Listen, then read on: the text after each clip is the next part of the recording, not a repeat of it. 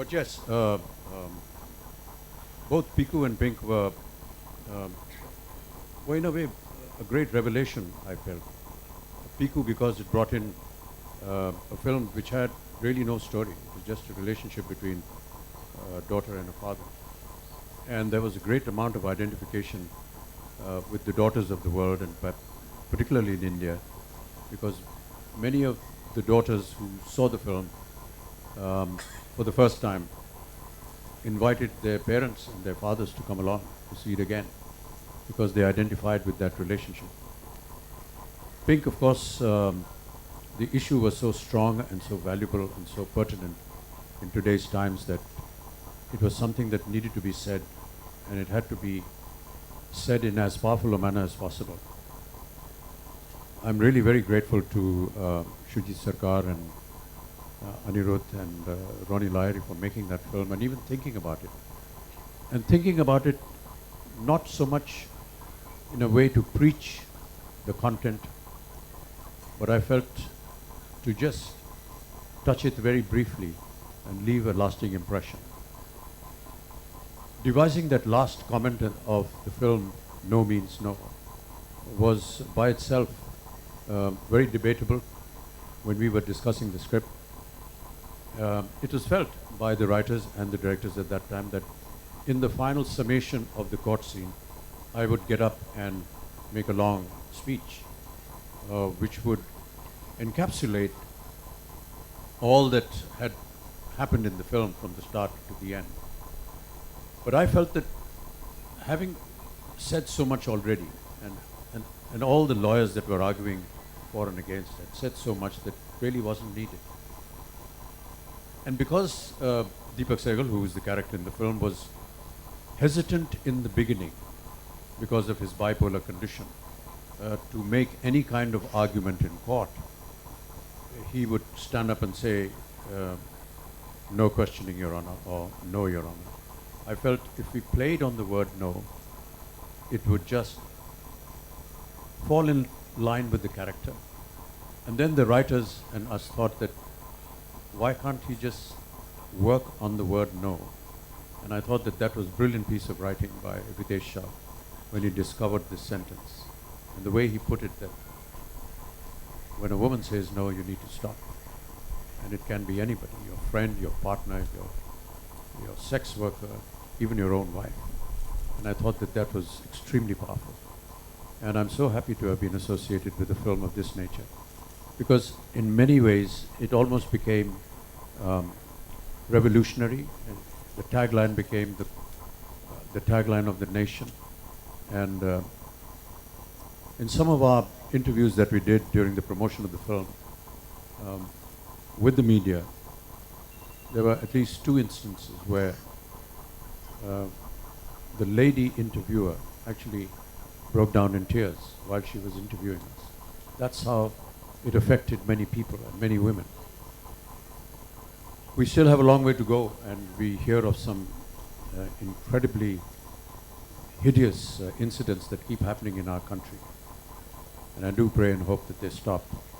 And I do hope and pray that films like Pink will bring in some sense into these terrible incidents that keep happening. It's been 47 years and you're still facing the arc lights. How are you feeling? What are the changes you see on the sets, off the sets, in the audience? Yeah, a couple of technical things have changed. There's no longer film, so I don't know whether we should start referring to the industry as a film industry, because we're not using film anymore. It's all digital. That's the difference. With that difference, a lot of the making procedure has changed. For me as an artist, we were so conscious in our earlier years of not wasting film, because it was the most expensive product in the costing of the film. And so every time we went up to give a shot, we were terribly, terribly conscious that we have to finish it in one take, or either we're going to get thrown out of the film, or we're never going to get another chance. So having lived with that kind of phenomena and that danger that you have to get it right the very first time, was kind of limiting us in case we wanted to improve in the next day. We never got an opportunity. Many a times, for example, working with Rishida, Rishikesh Mukherjee, I used to tell them, Rishida, can I have another take? He said, नहीं नहीं ये एक take बहुत अच्छा है. I said, please दादा एक take और दे दीजिए. ठीक है, take करो, इसका पैसा तुम देना. So these were some of the limitations that we lived with. But now it's digital. The camera doesn't stop, and the producer doesn't care if it doesn't stop because it's just limitless. And we use this to great effect in the film Pink, and I keep referring to that because the entire courtroom scene was shot with 7 digital cameras. And there were, 20, 30 pages of scenes that just went on endlessly without stopping or without cutting. But each camera was catching some character, some actor that was involved in the scene. So it's not like you went, said your lines, and then went back to your vanity van or your makeup room and didn't bother about what was happening next. You did your shot and you were still involved in the scene, because even when you were walking back to your chair in the set, you were being followed by the camera and your reactions were being noted. This was something very revealing. There was a lot of honesty in the way it happened. There was a lot of concentrated interest in what was going on.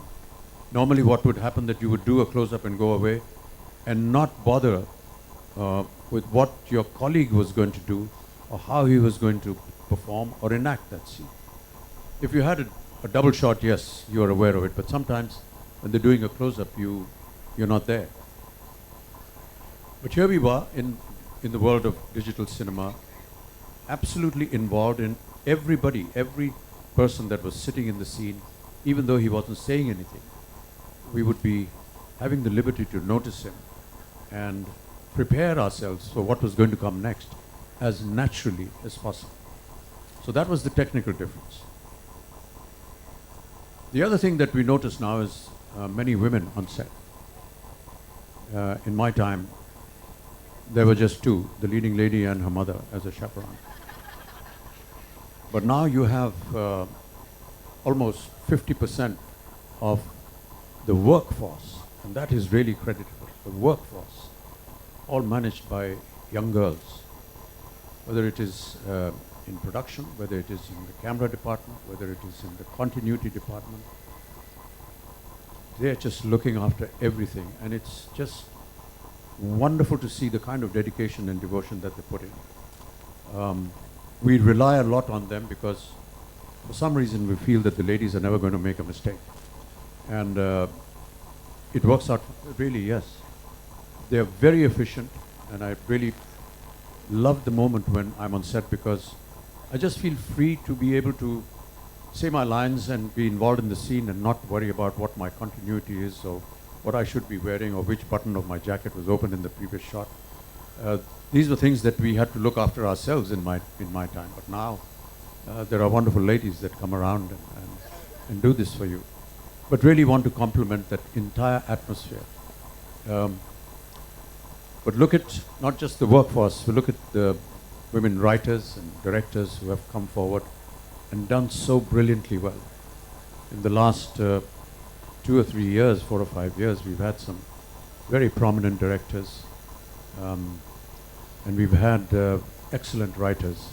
And I hope that this continues because really we need them to come forward and tell the men that they are better than them. That is great insight into what was happening in cinema in the olden days and what is happening now on the sets. Mr. Bachchan just mentioned about watching a film on a bench and his ticket was 8 annas or something. I remember my mother when she was in Karachi, there used to be Janana shows, and I think they were carrying the children with them free, and they would sit on a small bench and maybe it was 20 paise or something. So after so many years, when Bandit Queen was released, there was a ladies show for the first time. So it was something that happened after decades. In a recent interview, you said, I don't know so much about cinema, my wife knows more than me.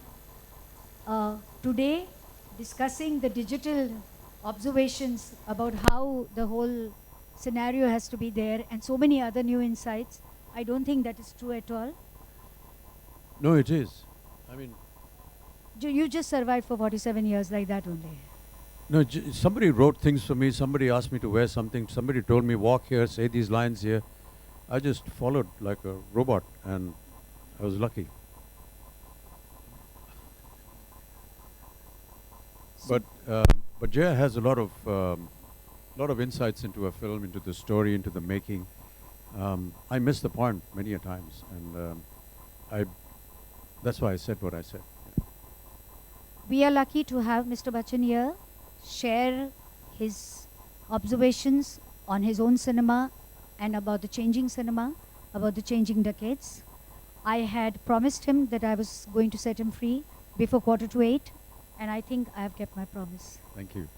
While we were talking about cinema and stories and why this photograph was there on the front page, and my lack of knowledge about assessing what a story and a film is going to be like, when Manmohan Desai came to me and said, I'm going to make a story called Amar Akbar Anthony, I said, Man, tu pagal ho gaya yaar.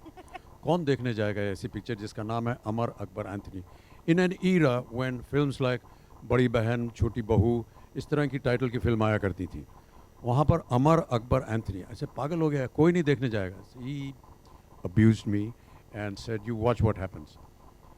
And then, to our horror, we had the opening scene of the film where 3 brothers are lying in hospital and one tube is going from each one of their veins into one lady. I said, Man, this is atrocious. This is not permissible in medical history. Forget cinema. He said, "Chupchap बैठा रह तू, कुछ मत बोल, अभी देखना क्या होता है." And you know, when the film was released, when this shot appeared in the opening sequence, there was huge applause in the audience. So obviously my knowledge of cinema is useless, and Manmohan Desai was much better. Tell us about this egg scene, because it's my book cover, so we would this like was to know one of how the it happened. atrocities that he asked me to do. You know, तेरे को अंडे के अंदर से निकलने का है. मैंने कहा, okay यार, अभी क्या करें?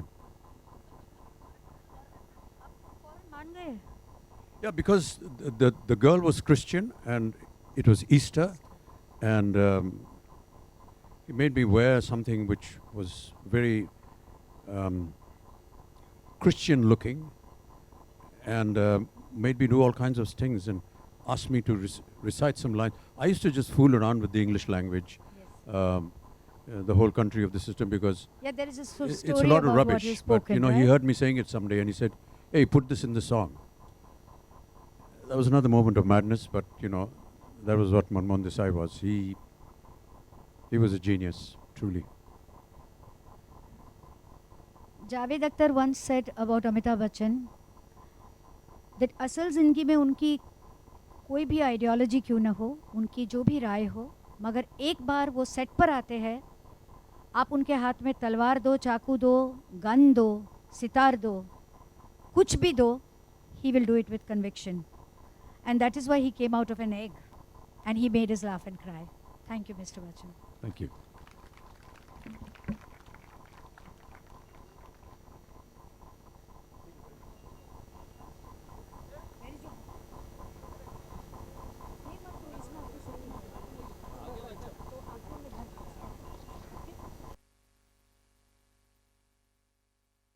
थोड़ा साइड देंगे, थोड़ा साइड